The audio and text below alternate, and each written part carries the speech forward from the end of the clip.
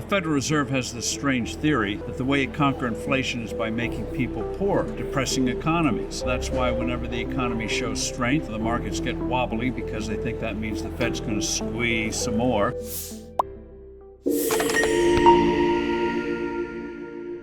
Welcome to FreedomFest. I'm Paul Dykewicz, the editorial director of Eagle Financial Publications and a columnist with Stock Investor and DividendInvestor.com.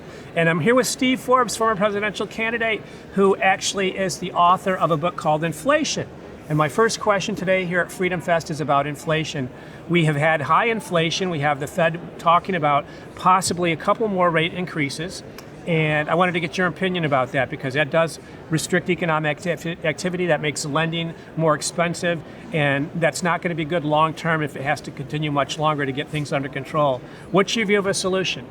Well, the Federal Reserve has this strange theory, that all central bankers seem to share these days, that the way you conquer inflation is by making people poor, depressing economies. And so that's why whenever the economy shows strength, the markets get wobbly because they think that means the Fed's going to squeeze some more. And when things are not going so well, maybe the Fed will ease up. The way you conquer inflation is by having a stable value of the dollar. It's like measuring time. You don't fluctuate the minutes in an hour. You don't fluctuate the number of ounces in a pound when you buy a pound of hamburger. It doesn't fluctuate from 14 to 18 ounces a day. So, or 12 inches in a ruler.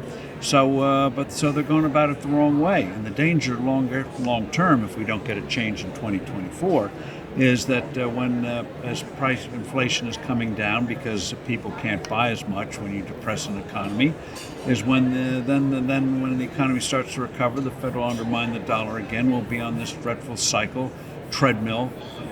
People are losing. Boom and bust. Boom and bust like we had in the 1970s. So we have economic malpractice here. The Fed is doing to the economy what doctors used to do to patients years ago. They'd bleed them. That, of course, got rid of the pain and suffering because it got rid of the patient. Back in the early days of medicine. Yes. Unfortunately, we've gone way beyond that since Thankfully, then. yes, which is why we're here. So in terms of the policies, the economy definitely ties into this. People are worried about a recession, and probably rightly so. What would you recommend doing if you had been elected president? Well, first of all, stable value of the dollar. We can do that with a modern gold standard. But also what we did in the early 1980s, reducing taxation, reducing regulation, trying to get a grip on spending, which means resources stay in the hands of people who created the resources and can employ them better than government bureaucrats. So we've been here before. This is nothing new. Do what works. Now, in terms of the markets, one of the big issues that's come up is the cryptocurrency problems and the scandals that resulted from that. Companies claiming they were just going to be brokers and deal makers, and then ending up lending into the industry and going bust. There's talk about needing to have that regulated. What's your view about what should be done? Well, they're going to have regulation. Anything new that comes along, they're always going to slap regulations on it. But the problem with cryptocurrencies is that if you want to have it use it as money, it has to have a stable value. That's the problem with Bitcoin. Imagine if you took out a mortgage in Bitcoin 5 years ago, let's say for $300,000, you'd owe the bank over $1 million today. So, and I think eventually they'll come up with cryptocurrencies that are tied to something like gold and technologically are easy to use for transactions, both buying this book here or long-term contracts.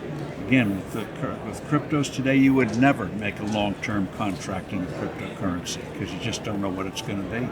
Let me briefly ask you about artificial intelligence. That's become a huge opportunity in technology, but there are worries even from people like Elon Musk that it needs to be regulated. There needs to be some control so awful things don't happen with artificial intelligence. So what would be your recommendation as to how to approach this opportunity so that we can get the good from artificial intelligence but avoid the bad?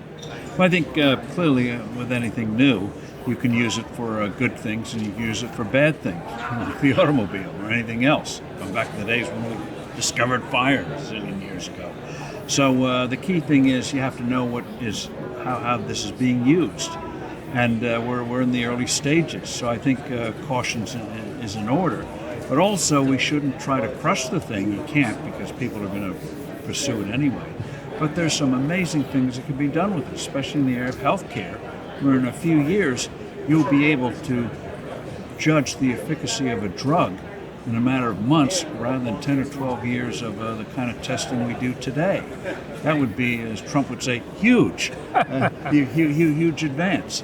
And so I think that's where we're going to, I think there's a lot of good in artificial intelligence. So like with anything new, got to make sure you go for the good and make sure you curb the bad.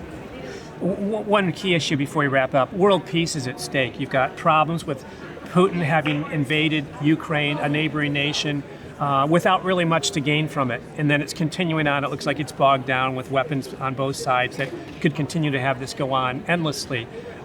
What's your approach to that? Because we're even having China look at that situation more closely and still talking about their claim on Taiwan and continue to have more aggressive and provocative actions throughout Asia. So that's got to be a concern of yours as it is for many people. Well, I think on Ukraine, the key thing is to show not just Putin, but the other would-be conquerors like Xi Jinping, that it's not going to work.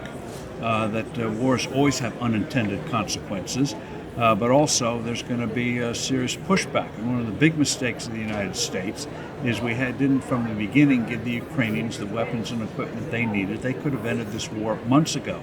And then President Biden says over in Europe, well, we're sort of low on ammunition. Boy, that's a great thing to tell the enemy. So why aren't you, Mr. President, ramping up production of equipment and ammunition and weapon systems that we need here?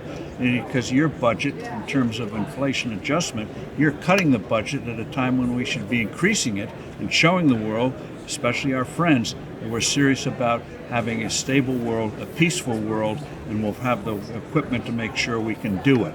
Instead of saying, well, we're running low. Okay, if you're in a business, you're running low, you order up. A stable and a peaceful world sounds great to me. Thank you so much for your time and your great ideas. Thank you. Appreciate it.